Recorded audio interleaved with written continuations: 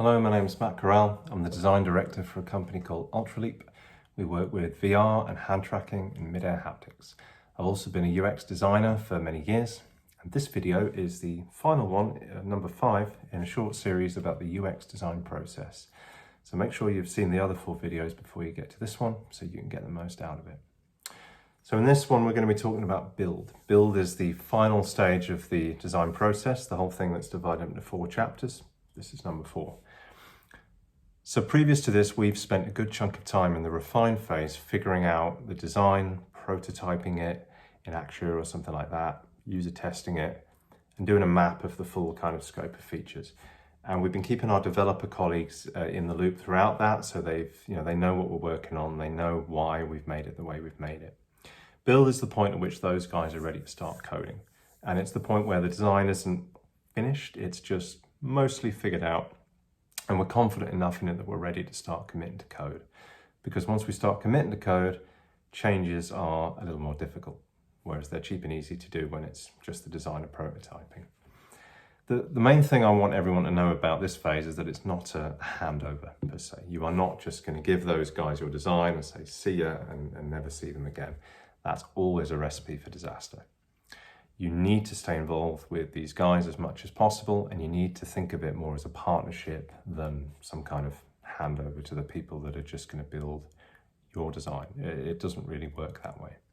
So you've been figuring out the broad strokes, but at this point, you and the development team are now co-owning this thing, and you need to work together with them to get the finished product as intended in the design. You also need to try and make sure that nobody forgets why you're doing this in the first place. So way back at the start in the define phase where we met our customers and we learned about their problem and what we're going to solve, that knowledge, that empathy should still persist. And even right now, when we're going to talk technical details and features and code, people need to remember why those features are there. And in fact, everything in that product, we should be confident it's going to help somebody in some way. There should be nothing in there that's superfluous. Part of your job will be to remind people about those users and why, the problem they have and why we're doing what we're doing. Because you'll be amazed how easy it is to forget that 6 months down the line, that kind of thing. In this phase, you'll probably not be working full-time. In my experience, once the dev team start working, you are working part-time with them, a bit ad hoc, because it is mostly about coding and building. But there will be still chunks of the design to figure out. And you might find that there are times where they go, hey, can you sit with me and help me understand what you intended here in this bit? Or we've hit a technical snag and we can't do it as you expected in the design. Let's work together to figure out how to redesign this page so that it works better. Something like that. You might be doing something like an hour a day, or you might be doing a week with them and a week off or something like that. But it's going to be a little more part-time from this point here on. But you must stay involved and informed on what the guys are doing. Typical activities. Well, I want to talk a little bit about Agile as briefly as I can. You need to learn a little bit about how dev teams work, and you need to understand some of the terminology they use. You don't have to master it all, but it'll help a little bit. Agile is a very common working method dev teams use. It's about carving the work up into short times, typically called sprints, which are typically like 2-3 weeks, something like that, where they try to work very quickly and make working code and make a product that works, rather than, say, dedicating 6 months to building something and then seeing if it's any good at the end. They work in two-week cycles so that they can check in with designer, customers, other stakeholders, and change things quickly if they need to.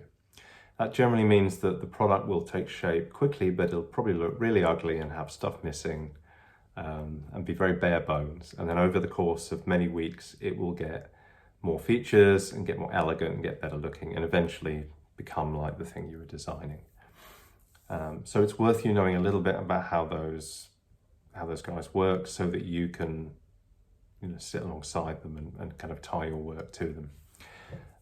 But a typical thing will be to have a morning stand-up. So there will be a short meeting in the morning where the guys decide what they're going to do that day. You'll probably attend some of those meetings to see where you can help them.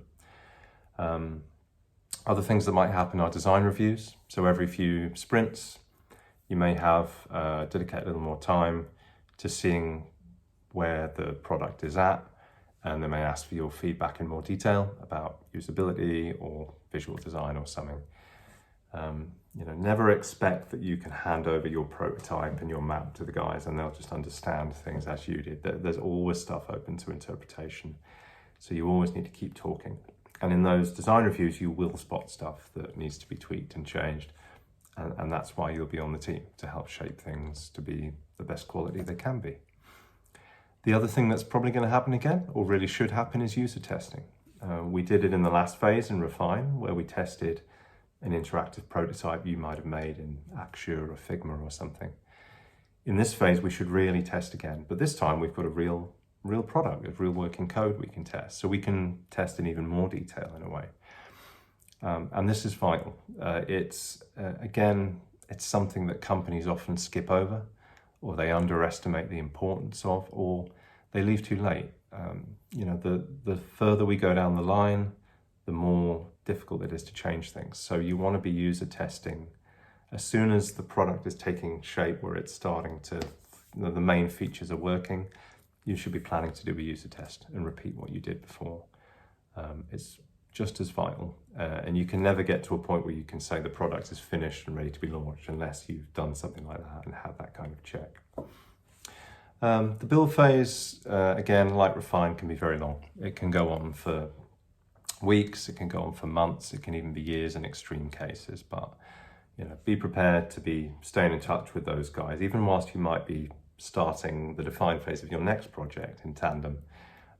You'll be trying to keep up to date with things and helping these guys whenever it's required. So let's get into the final stage and let's wrap up everything we've learned today.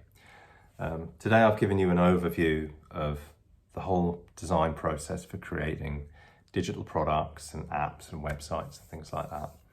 And like I said at the start, there's no one single fixed process we always go through, but there is a broad process that we can divide into 4 chapters that is worth you knowing.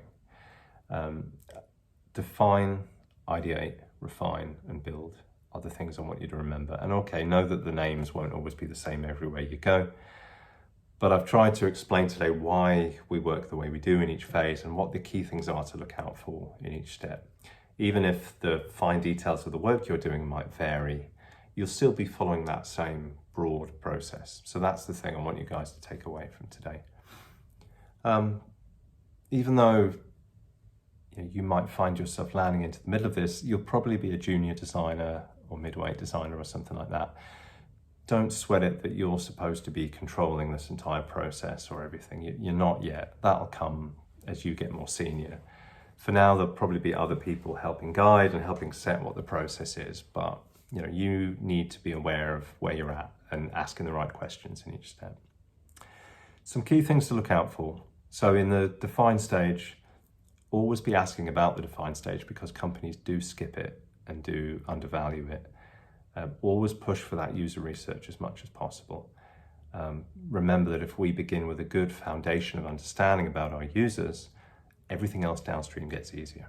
And it's that phase where we know that we're solving a real problem for a real person, which is why we're doing this entire project in the first place. So if your company isn't doing one, ask why not, or ask what they've got. That's the least you can do to start with. In the ideate phase, take part in those workshops, look up a bit on design thinking, or again, watch one of my videos or blogs on it, and learn about how to run good creative workshops where you allow a good chunk of time for creative exploration. Remember that real innovation and breakthrough ideas can't happen unless you allow that time and do it well. And make sure that the idea that comes out of that, the one that's chosen, really does look like it would solve that user need that you identified and defined. When you get to the refine phase, always start with pen and paper rather than jumping straight into a prototyping tool. It'll be a lot faster, it'll free up your thinking, it'll be more efficient in the long run. Work towards a post-it note map or a digital equivalent and an interactive prototype. Make sure you get a user test in there and keep everyone up to date. So have those regular check-ins with your client and your team to show progress on the design. And don't sweat it about the presentations. I know they're a bit nerve-wracking, but they'll get easier with time. All you need to be doing in the meantime is just thinking about why you're deciding what you are in the designs. So if someone ever walks up and says, hey, why is that section of the design like that? But you have a good reason for it. Finally, you'll get into the build phase where the dev team start coding and the product actually starts getting built. Think of this as a partnership rather than a handover, and make sure that you stay in touch with that team. This shouldn't be the first time they see the design. They should have been warmed up by seeing it in the previous phase. So stay in touch. Look up a little on the basics of Agile and look up something called Lean UX, which will give you a bit of a rough understanding of how to work together. Again, I've got videos and blog posts on that if you want to have a look. And remember to help keep the team focused on user needs. So the personas and the things you learned in Define still matter, and it will be easy to forget them. So it'll be your job to kind of keep everyone, keep everyone's empathy with real users going.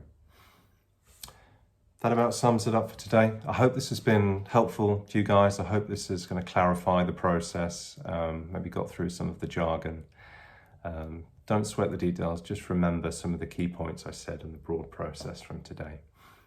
Feel free to post questions in the comments below or get in touch with me at Ultraleap or at Corral Design. And at corraldesign.com, CORRALL, I've got a load of other resources for you, blog posts and videos, which you might want to check out. If you like this, please give it a like, give it a subscribe, and let me know what else you'd like me to talk about and what else you'd like to learn about. Thanks guys, and good luck.